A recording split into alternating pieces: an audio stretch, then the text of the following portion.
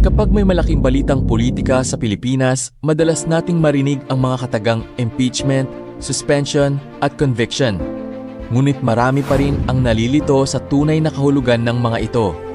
Pare-pareho ba ang ibig sabihin ng tatlong salitang ito o may malaking pagkakaiba?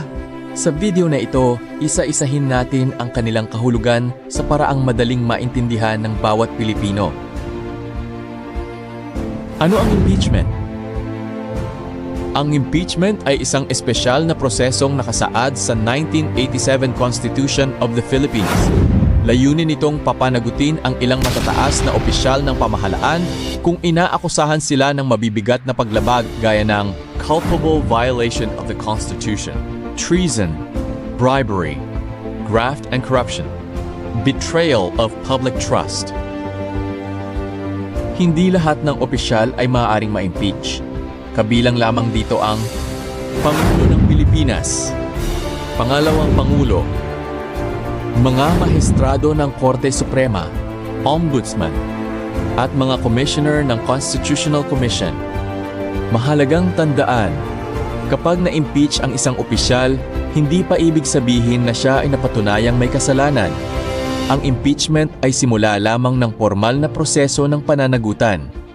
Paano nagsisimula ang impeachment? Sa Pilipinas, karaniwang nagsisimula ito sa House of Representatives of the Philippines. Kapag sapat ang suporta ng mga mambabatas, maaaring maaprubahan ang Articles of Impeachment at ipadala ang kaso sa Senate of the Philippines. Dito isinasagawa ang impeachment trial. Ang Senado ang nagsisilbing impeachment court kung saan ihaharap ang ebidensya at maririnig ang panig ng magkabilang kampo bago magpasya. Ano ang suspension? Ang suspension ay pansamantalang pagtanggal sa isang opisyal o empleyado sa kanyang tungkulin. Maaring mangyari ito habang may isinasagawang investigasyon o bilang administratibong parusa depende sa batas at sa kaso. Hindi ito nangangahulugan na guilty na ang isang tao.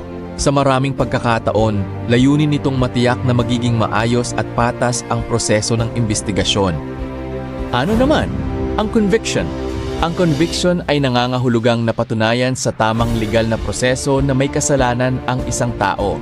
Ito ay bunga ng pagdinig, pagsusuri ng ebidensya, at desisyon ng tamang hukuman o tribunal depende sa uri ng kaso. Kapag may conviction, maaaring ipataw ang mga parusang itinakda ng batas, tulad ng pagkakakulong, multa, o iba pang legal na kaparusahan. Kapag alam natin ang pagkakaiba ng impeachment, suspension at conviction, mas magiging maingat tayo sa pagbabahagi ng balita at mas magiging responsable bilang mamamayan. Ang pag-unawa sa mga prosesong ito ay hindi tungkol sa pagsuporta o pagtutol sa isang politiko. Ito ay tungkol sa paggalang sa batas, sa proseso at sa katotohanan. Ang isang responsableng mamamayan ay hindi lamang marunong bumoto. Marunong din siyang umunawa sa batas, magsuri ng impormasyon at maghintay sa tamang proseso bago humusga.